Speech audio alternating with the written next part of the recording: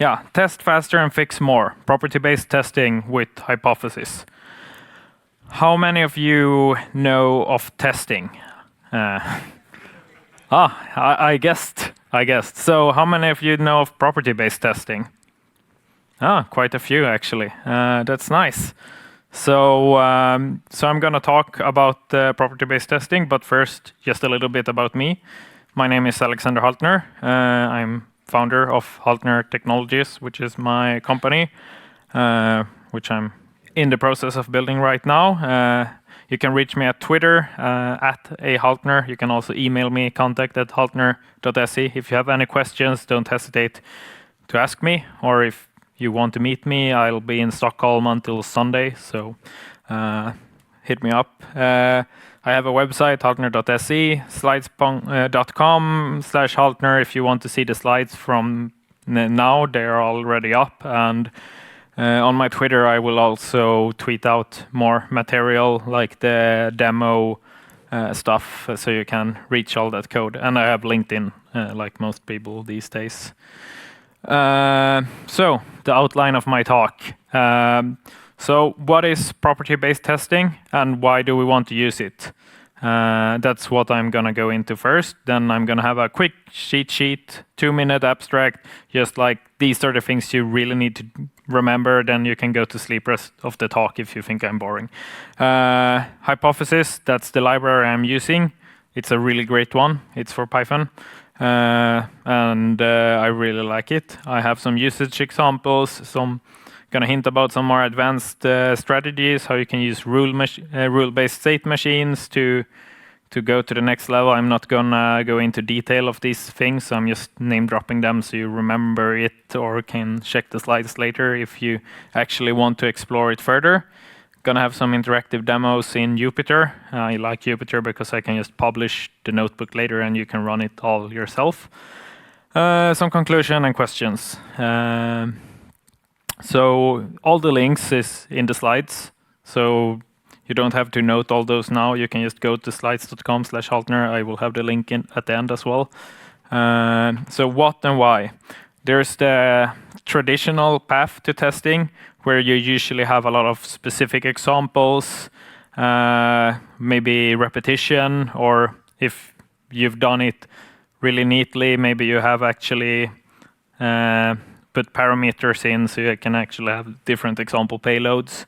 But it tends to lead to happy path testing, and it's very hard to cover all those tricky edge cases.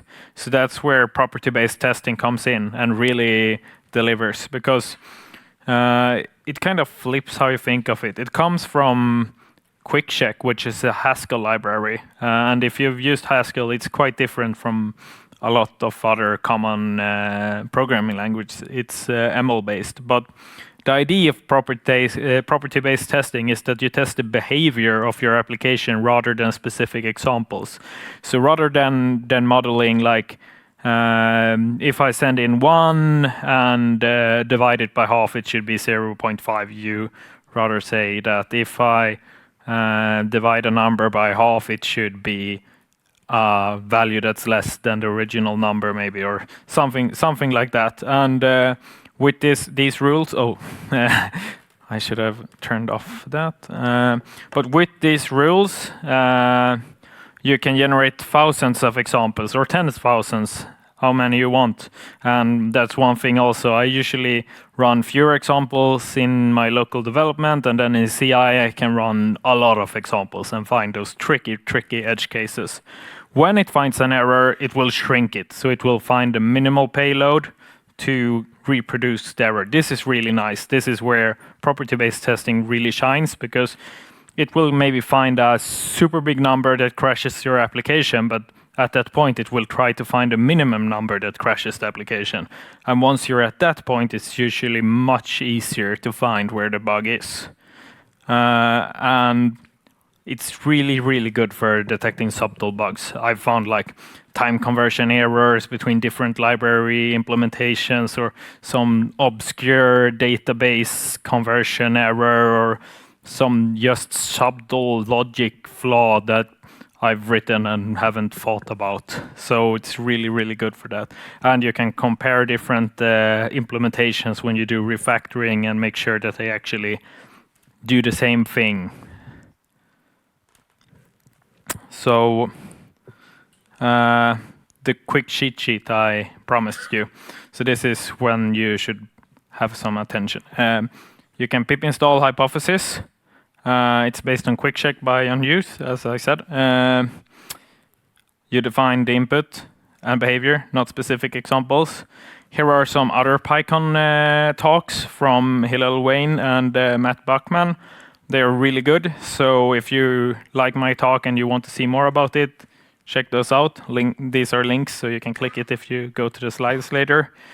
I also linked an article about choosing properties for property-based testing. This is for F#, but the article content really applies to anything, and I think it's a really good resource, so I still recommend it. There's a GitHub repository link there as well for this talk. So Hypethesis, that's the Python library I was talking about. Their website is hypethesis.works, and basically you have different strategies to be able to test your properties. And there are some really nice things with Hypethesis. For instance, the way it does shrinking is actually smarter than the original QuickCheck because it does it in an intelligent way and actually uses your strategy or generators when you shrink the error. So it will never shrink to another error. This is a problem with some of the older property-based testing tools. It has support for something called DP contracts. If you don't know what it is, it's kind of like a way to do contract-driven development. It's popular when you want to really be sure that something does the correct thing.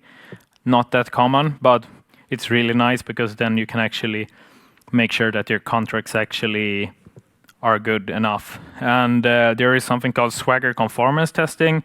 This is a strategy that takes a open API spec or a Swagger spec, whatever you want to call it, and then tries to hit it based on the rules defined by the spec and see if it actually can break the behavior from what it tells you. There are for pandas, NumPy, Django, so there is both for data folks and for web developers and all people in between. Then we have rules, so you can define a state machine that kind of understands, or you define how your application works in several steps. So it can take different steps, and then if it manages to break your application by doing this, it will actually show you which steps it took to reproduce the error. Something I found hard to sometimes get from users, so that's nice to have from a test. And just to have an example, so you can see what I'm talking about. This is a minimal usage example. So here we have a test. It just tests that x plus y is the same as y plus x.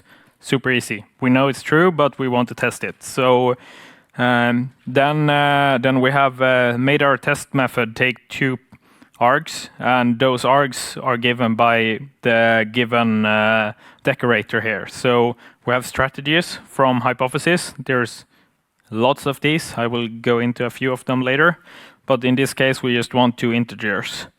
And we make sure that they are actually equal.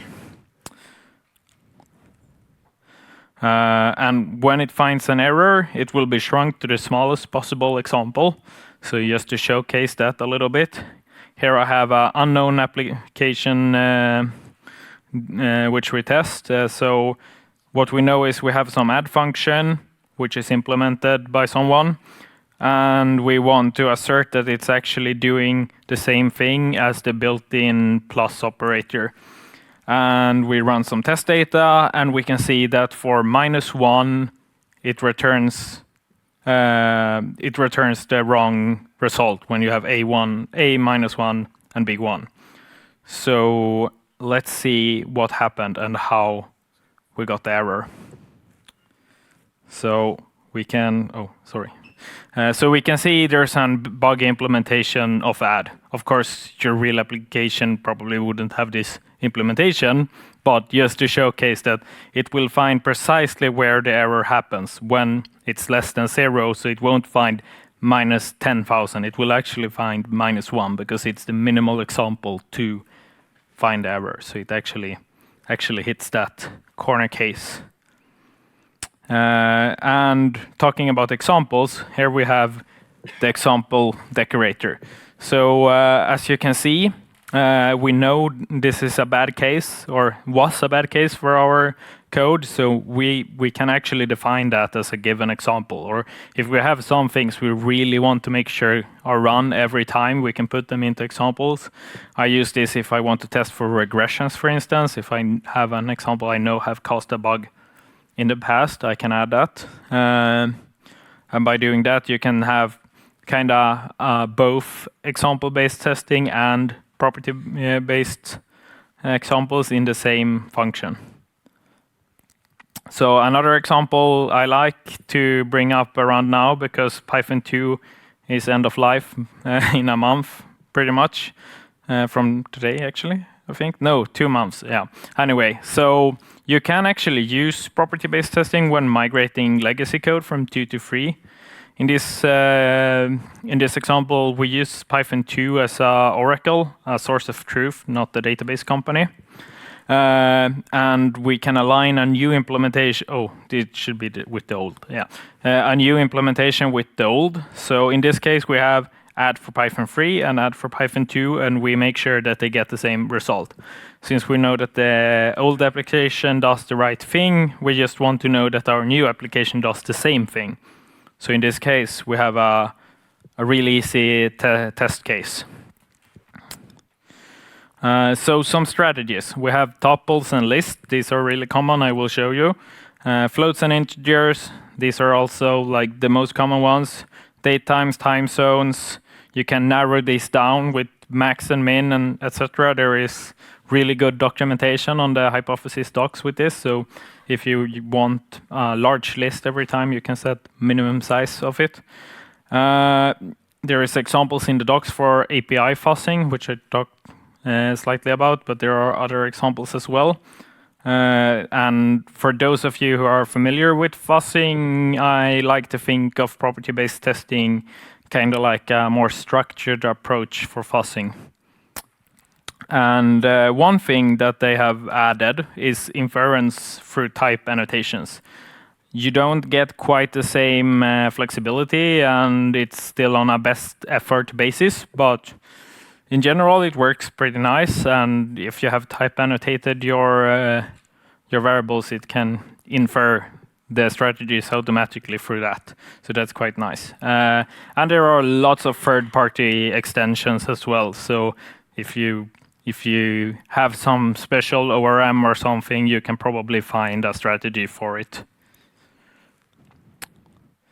So I talked a little bit about rules. What are rules? Rules are a way of defining a state machine that kind of just tells how the application should work. So you model a state transition when you add a function. So for instance, when you use this part of your application, it will transition from this state to this other state. And by defining your properties like this, you can have detailed steps to reproduce a bug and make multiple steps. So this kind of takes another dimension to the testing. And I think this is probably too advanced to start with, because I myself would get lost if I started with this, and most probably will. But it's really nice to know that it exists. So once you get more comfortable with property-based testing, you can actually start to play around with it. So a demo time. I've prepared a Jupyter notebook to show you some. Can you see this? This is really small, or is it? Can you see the code, or is it too small? Too small, yeah. Let's see if I can zoom in a bit. Is that better? Yeah. Okay, so I've made up a case. Pretend company which I call Mediserve. It's a medical supplier, and they have some problems with delivering supplies to their customers. Yeah, I mean, it could be a real company, of course not, but yeah. So let's start with looking at the function they use to prioritize dispatch for the critical customers. These are customers that really can't be out without their medical supplies, so they really want to know that those should be dispatched directly. So for doing that, they have modeled an order item and an order. So basically, you can order some stuff, and you have a customer code. This customer code is usually just a acronym for the company name, but it could be whatever the salesperson put in. And you have a function for finding the critical orders. What it does is it goes through all orders, compares them with a list of critical customers. If it finds that the order customer is in the list of critical customers, it adds the order to the critical orders, returns it so it can be dispatched directly and not have to wait 2 weeks as most other customers need to. And Mediserve have been quite thorough. They have 100% test coverage, so they think it's a good solution, but somehow they are still having problems and they don't really know why. So we decided that we should take a closer look at their testing. So they've been quite careful. They've actually modeled several examples. They have this verify dispatch function, which actually tests multiple payloads. They've tried with both having a lot of verified customers in the list and not having them. And their tests pass, and they get 100% coverage. So it looks good, but something is not working. And that's why we decided to try to figure out what's wrong. And for doing this, we use property-based testing. So to start, I just created a small function to get a random sample of customers from the orders, just so we don't have to hard code that and just use this random sample instead.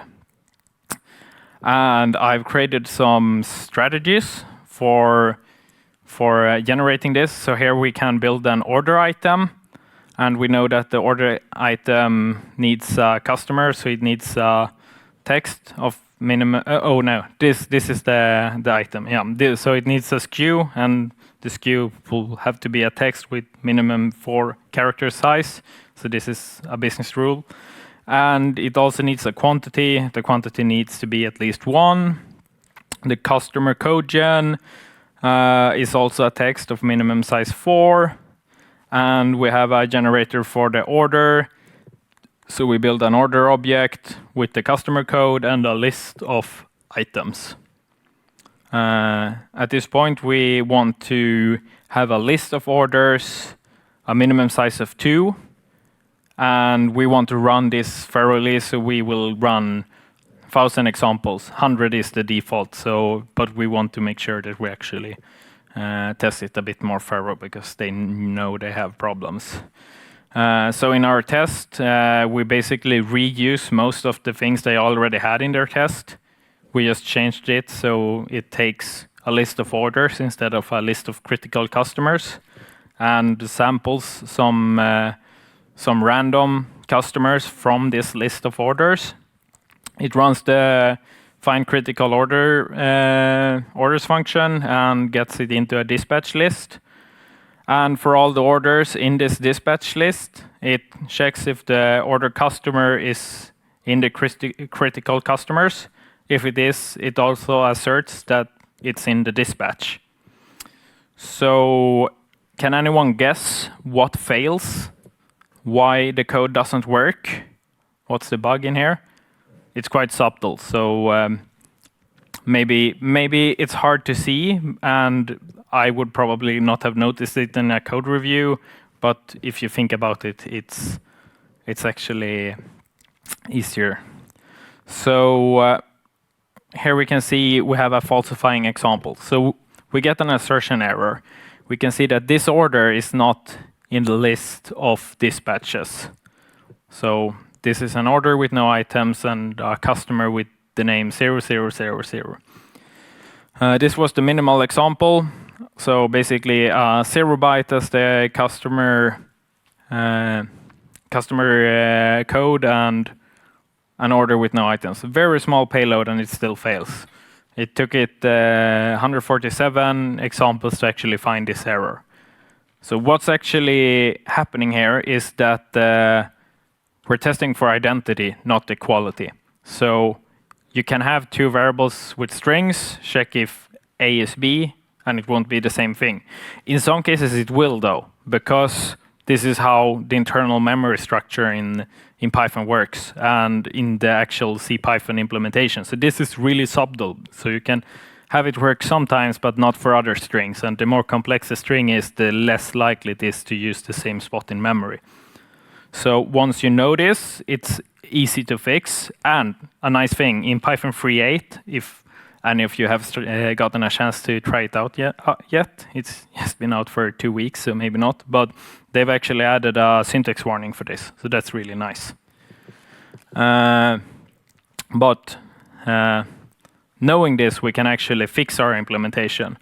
And while doing that, we actually simplified it a bit as well. Because before, we had this function which looked for any customer in the critical customers that is the order customer for any order in orders. But since we want to write it Pythonic, we can actually just check if order.customer is in the critical customer set. And this will actually do the equality comparison instead of the identity comparison. And then we just check if the order is in the dispatch. And by doing that, we can, oh, I actually showed the wrong one. Yeah, okay, but yeah, here I have the same example. So we check if the order customer is in the critical customers, and by doing that, we can actually get a working example.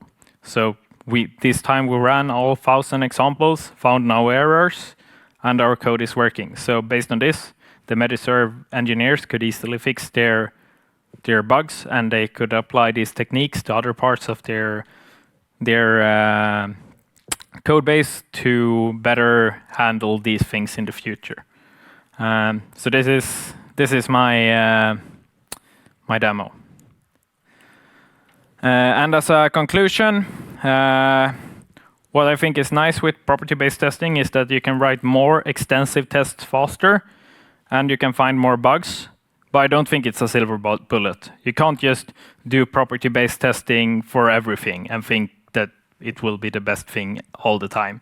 It's really good at finding those tricky edge cases, and it's a very powerful tool in your belt, but there are other techniques you should use as well. And I know that there is a talk later on mutation testing. That's a really interesting approach.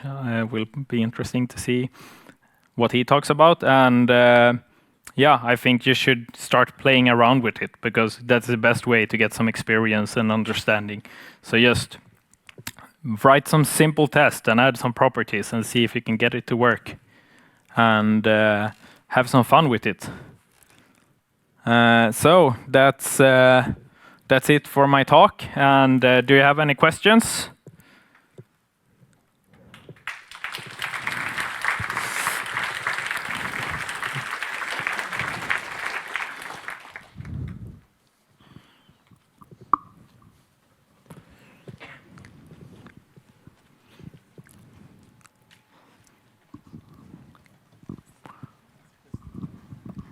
Hi, thank you.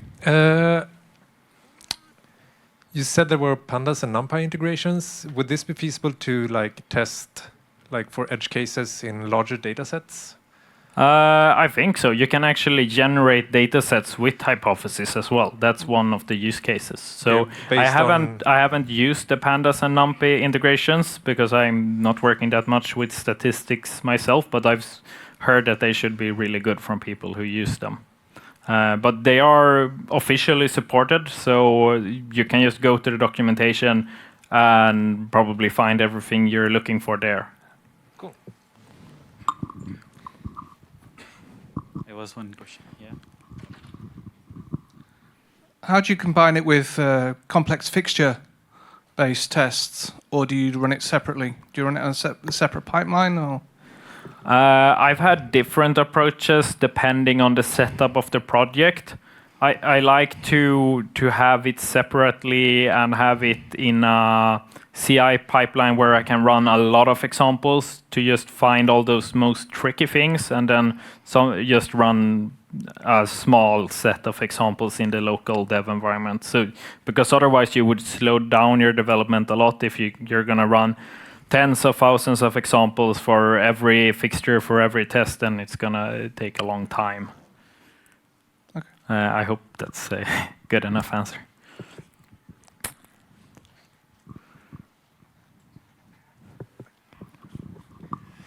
I guess the tests are not deterministic, so they can vary from time to time, or does it handle it somehow? The hypothesis actually has a local database. I didn't talk about this, but for instance, if it finds an error, it will remember in your local environment this error, and if it finds that a function is non-deterministic, it will actually tell you about this. So that's actually one of the really nice things as well, because it will tell you that your test is flaky, basically. It's your code is flaky, it's not doing the same thing every time. So that's also one nice thing. Any more questions? Okay, then that will be all. Give a round of applause for Alexander.